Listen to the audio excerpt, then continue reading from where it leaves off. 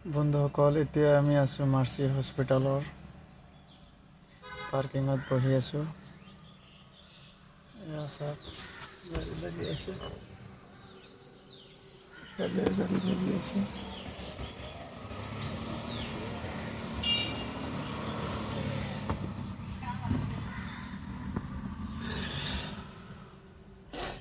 Mercy হস্পিটেলৰ পাৰ্কিঙত গাড়ীত শুই আছোঁ। বহুত টাইম হৈ গ'ল, ৰাতিপুৱা 8টাৰ পৰা এতিয়ালৈকে 1:30 হোৱা নাই, 1:16 হৈছে। গাড়ীতে বহি আছোঁ।